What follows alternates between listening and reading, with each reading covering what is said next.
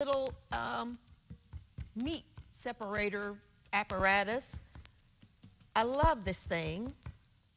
It really is very, very handy, and it's a hard plastic, so it's not going to scratch your pot or pan. Now, I am using an enamel-coated cast iron pan because I have it.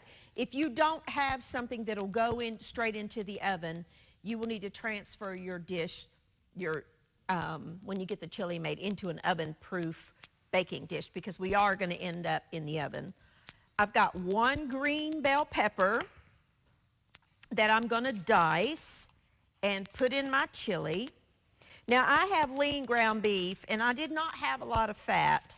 So what I did was I just took a paper towel and just, cleaned up any of the grease or sopped up any of the grease in there. Let me get my little seeds off. I'm just going to add the green pepper and then an onion to my meat mixture and let them start softening.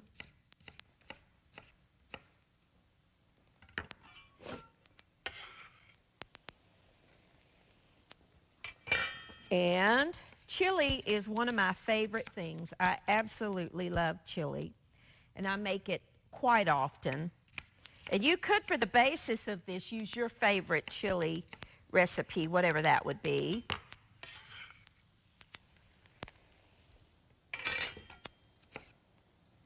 Just dicing up a green pepper if you have some already done. A lot of times in the grocery store they will sell the pre-chopped up peppers and onions as your base, and you could use that if you have it. If you don't have a green pepper, you could use a red pepper or an orange or yellow pepper.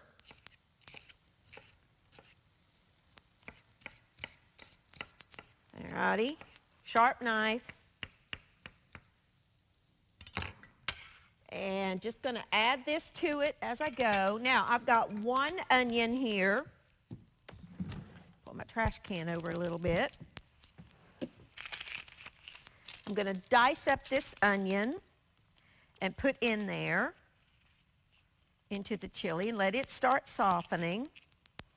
This is you could do this part and just put this in your crock pot if you wanted to, and that would be fine.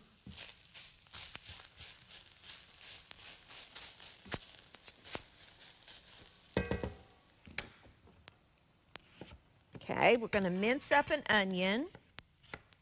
You could use, now I'm using ground beef, but if you wanted to use ground turkey or ground chicken, you could do that, or even ground pork. Or you could actually use sausage. If you wanted to brown sausage, it would add a wonderful flavor to this. So you could mix it up however you want to do it. Add in my onion.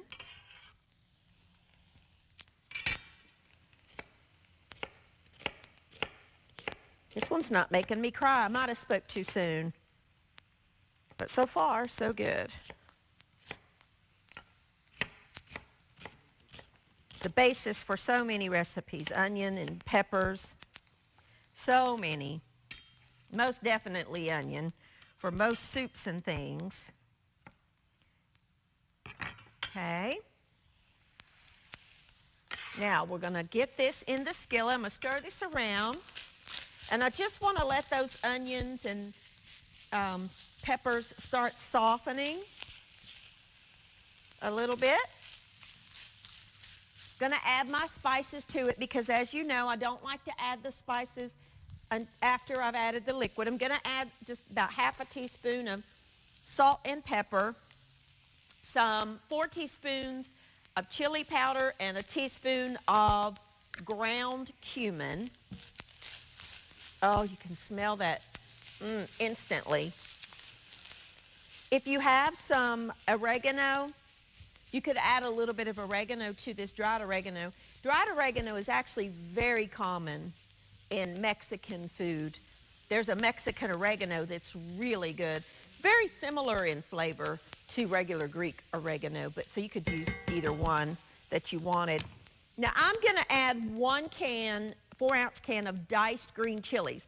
If you don't have this and you have a jalapeno, you could mince this up real fine If you like your chili really, really spicy, you could add both. I'm just going to add the green chilies, but if you have a jalapeno, it's really good in this. I'm adding 2 cans of fire roasted diced tomatoes. I'm going to stir that all together. Turn it down just a little bit because I'm just going to let this kind of simmer. And then I have 2 cans. Now I got one light red and one dark red, but you could do both light, both dark. You could do black beans, like 1 can of black beans and 1 can of kidney beans, or all black beans, whatever you want. But you want about 4 cups of beans. So I'm going to just turn this down. Needs a little bit more liquid. Now, if you find you need a little bit more liquid, you could add 1 can of tomato sauce, and I'm going to. Or you could add a little bit of chicken broth or just water, but I like the added flavor of the tomato sauce because I want it to be a little bit saucy, not liquidy like a soup, but a little saucier. There, that's perfect. Now, I'm just going to cover this and let this simmer for about 20 minutes until those flavors meld together. This can totally be made ahead and or put in your crock pot, let it simmer all day while you're gone, and then when you come home, put the topping on it, pop it in the oven, and you can have dinner done in no time. So that's just the basis for our chili. Now, while that's simmering, we are going to make some potatoes. Now, all I've done, I'm going to go over here and drain these because I peeled them ahead of time because you've seen me peel potatoes a lot. So I've got about 2 pounds. I'm using Yukon Gold, but you could use whatever kind of potato that you have. I'm going to zest a couple of lemons and juice a couple of lemons right over my potatoes.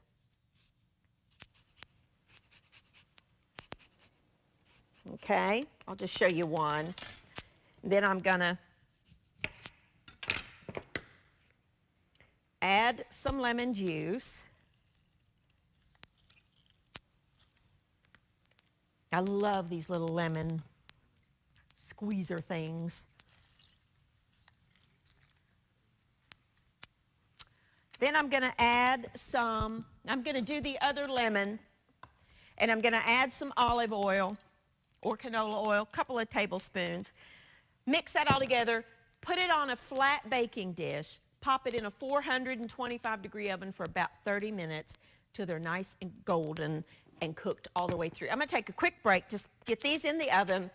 When I come back, we will get started on the corn and the cornbread topping. I'll be back in just a minute.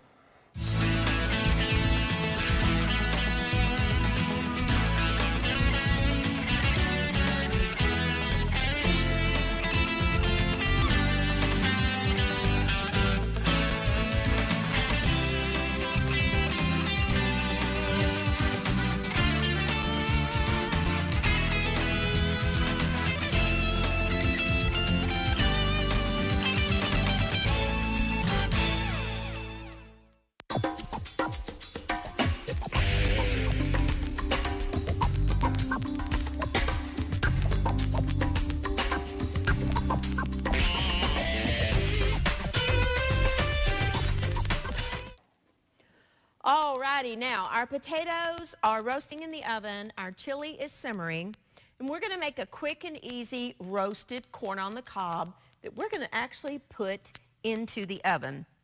I have 4 ears of corn and just some cubed up butter. I'm going to add a little bit of cayenne pepper for a little bit of heat. If you don't want the heat, you don't have to put that in. And a little bit of salt and pepper to your taste, whatever you like. I'm actually going to zest a lime. I'm actually going to zest a couple of limes. Now, That cayenne pepper is pretty strong. These happen to be key limes because that is all my store had. So they're very, very little. But if you get the regular Persian limes, you probably will only need maybe one. But I'm going to do two because these are small. They're good, but they're small. You only want the green part of the lemon. You do not want to get that white pithy part. Okay, that looks good. All right, now let's put the zest in there. That has a lot of flavor. You can instantly smell that lime. Oh, it smells so good. Going to cut these in half, and I'm going to juice them using my same old juicer here into the butter and lime zest mixture. If you just, for whatever reason, don't like the taste of lime, you could do the same thing with lemon. But lime really does add a different kind of flavor. It's really good. And I like corn roasted in the oven. Of course, if it's barbecue season and you're outside and you want to put this on your grill, go right ahead. It would be delicious. I think that's plenty. Don't need that other one. Now, we're just going to kind of stir that together. Take a fork, and that is a tiny little fork that I'm not getting any leverage on. I don't know where that came from. I'm going to get a better fork here. Just kind of mash the butter with that zest and so on. Now, I have 4 sheets of just nonstick aluminum foil. I'm going to take 1 ear of corn, and you want to kind of divide this mixture into 4 pieces. Just kind of plop that corn right on top, roll it up, and just put it on a baking dish and repeat the process. You can either put it on the bottom. It doesn't matter. It's going to melt in the oven. Just make sure you do get a little bit of that juice and that zest with it. Of course, this recipe is very easily doubled or tripled, depending on how many people you are feeding. I love corn on the cob. Love it. And in the summertime, I like it a lot. I mean, I cook it on the grill, roast it in the oven. It's good just boiled in the, on the stove with just some butter. It's good. And that quick and that easy, you have a delicious corn on the cob that's flavored a little differently than just regular corn. And it goes great with any Mexican dish. So we're going to pop this in a 350-degree oven. About the same amount of time, 20, 25 minutes, until it's cooked through. It just, you don't have to be exact on that one. It's fine either way. Let me clean up my mess here. And we're going to get started on the topping for my chili. Now, the chili has been simmering away. So we're going to get started on the topping for it. Now, I have in this bowl some flour, all-purpose flour, some cornmeal. There's some salt and some ice water. Just going to stir that together. Okay. And I'm going to cut in some butter using my pastry cutter. Now, if you don't have a pastry cutter, you could use 2 forks or 2 knives or your fingers even. Sometimes I like to get it started with the pastry cutter, and then I'll show you what you can do. If you don't have one of these little tools, which actually they're very, very handy to have, but if you don't have one, let me show you what you can do. Fingers, and just take in there into your mixture, and then just start smushing it in between your fingers, and then take your mixture and kind of rub it between your hands And what happens is you end up with long pieces of butter, which is what you want. And that's going to just create just a pocket of deliciousness inside your cornmeal mixture. You just want to get the bigger pieces broken up. Okay? Now, you will need some ice water. I have just a cup with some ice and water. I'm going to start with 4 tablespoons. You can do this in the food processor too if you want to. If you really want to dirty up another dish. But it's so easy to do this way. And I'm going to stir this together, and I want this to kind of come into a dough. The reason I say start with 4 is it totally depends on the humidity in the room where you are cooking. And I can tell right now I'm going to need at least 1 more. And this is kind of like making a pie dough. But then the best tool to really see where you are is your hands. I'm going to add 1 more. I think 1 more will do it. We're going to make a crust, maybe 1.5. We're making a crust for our pot pie. That's perfect. Now, take a little bit of flour on a surface, your work surface, and then dump your mixture out onto your board. And then just kind of see where you are on your moisture. Okay, good example. You see how I'm still kind of crumbly right there? I'm going to add 1 more tablespoon. It's really dry in here today. So there's just not a lot of moisture in the air, so I'm going to need to add a little more. It really does depend on how much moisture is in your area. And I think that's going to be good. Okay? Now, what you're going to want to do is take a rolling pin, and we're going to roll this out. It would be ideal if you could let this sit in your refrigerator for, say, 30 minutes, but I don't have that kind of time right now. But if you do, it's better because then the moisture totally gets incorporated into your dough. But if you don't have time, go ahead and roll it out. What we're going to do is we're going to roll out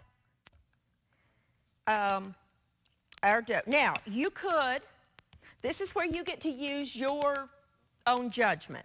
If you want to roll it out into a flat pastry sheet and then put it on top of your mixture, you can do that. Or what you can do, and what I'm going to do, is I'm going to actually roll it just a little more, and then I'm going to cut out shapes. Whatever shape you've got. Let me grab my cutter. Where's my little cutter? Here's one. Whatever shape you've got. And in this case, I'm going to use the little round. And I'm going to just place the biscuits, if you will. They're not really biscuits, but the little pieces of the cornbread topping on top of my dough. On top of my chili. And then I'll re-roll the scraps. Come on, you.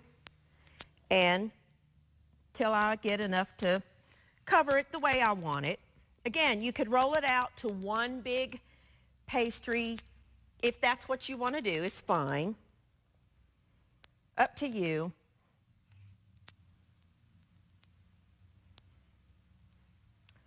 And then you're going to pop this in a 425 degree oven for about 20 or 25 minutes.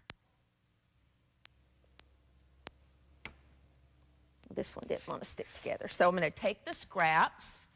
I'm going to re-roll. All I'm going to do is the very same thing and then cut out a couple more, place in the center, and pop this in the oven for about 25 minutes. I'm going to clean up my mess, get this in the oven, and when I come back, we're going to make some snickerdoodles. I'll be back in just a minute.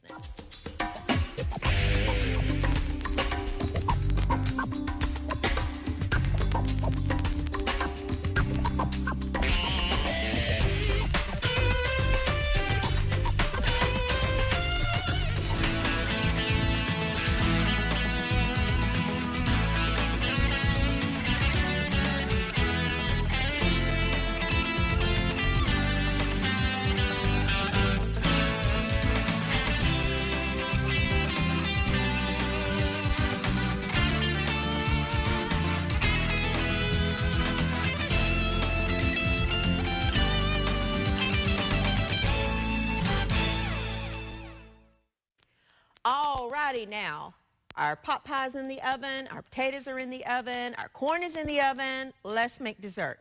Now in this bowl I have a cup of butter, and I'm gonna start creaming it with 2 cups of sugar. I'm using my stand mixer. If you don't have one of these, a hand mixer's fine. I just want to let that cream together till it's nice and incorporated. Takes it just a minute. I'm going to add my 2 eggs, one at a time.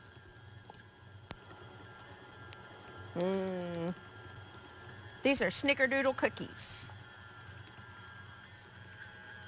Okay. Now, in this bowl, I have some all-purpose flour. I'm going to add some baking soda and cream of tartar and some salt. I'm going to whisk all that together. And I'm going to add that a little bit at a time. Let me grab a little cup, just something to put it in. I have a little scoopy thing. I'm going to add this, turn it down just a little bit. Let's turn that up just for a second. Get that butter good and incorporated. Then I'm going to turn it down. I'm going to add my flour just a little bit at a time because it poofs out there and I don't want to wear the flour. When it's almost incorporated, I add just another little scoop. This is a 1/2 cup measure. Turn it down just a little bit. I'm making a mess. Okay. You just want to add it a little bit at a time. You don't have to go exact 1/2 cup measurements. It's just easier to start out scooping it in there. Let that go till the dough comes together. Okay, now I'm going to need to scrape down the sides. The rest of that flour in there. Okay. Remove my paddle. Take all that dough off your paddle or your little beaters if you're using a hand mixer. Oh, come on, you. What's the problem? There we go. Now, I love my stand mixer. I've got one at home that I got on my wedding anniversary, or my wedding shower. And 25 years ago is when I got married, and it's still going strong. This thing is a workhorse, and it is truly worth the investment. Now, I have here just some cinnamon and sugar that I'm going to mix together. Now, I like to use an ice cream scoop. I have several of these because all my cookies end up the same size. If you don't have one of these, just use a couple of spoons. But what you want to do is get a scoop of your snickerdoodle, roll it in a little ball, coat it in the cinnamon sugar, place it on an ungreased, but I like lined baking dish, about 2 inches apart. Bake it at 420 or 400 degrees, about 8 to 10 minutes. So I'm just going to get these all on my baking sheet and get them in the oven.